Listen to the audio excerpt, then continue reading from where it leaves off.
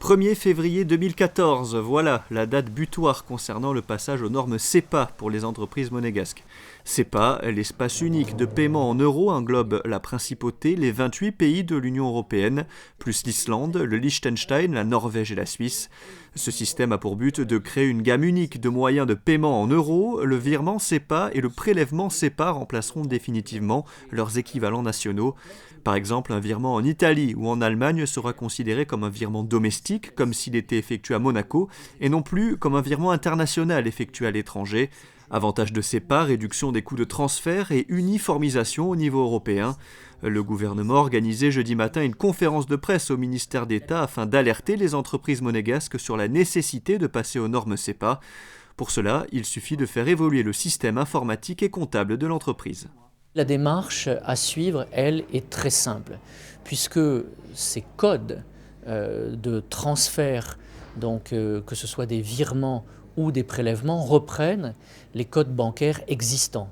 Avant, on travaillait avec un RIB, tout le monde connaît le RIB. Aujourd'hui, on travaille avec un BIC, un BIC ou un IBAN, IBAN.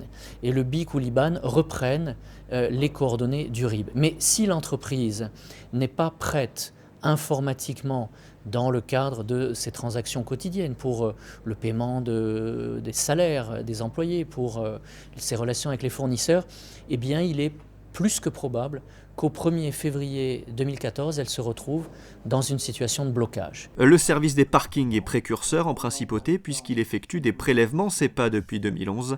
Plusieurs entreprises ont déjà migré vers SEPA, mais toutes doivent le faire impérativement avant le 1er février 2014.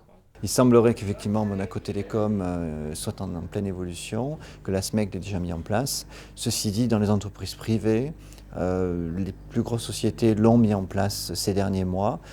Nous sommes surtout prudents et nous souhaitons vraiment alerter les petites PME, les chefs d'entreprise qui ont parfois le nez dans le guidon, sur cette évolution normative qui risque de leur poser des problèmes s'ils attendent la dernière minute. C'est un plus et effectivement c'est une simplification qui est très positive pour les entreprises.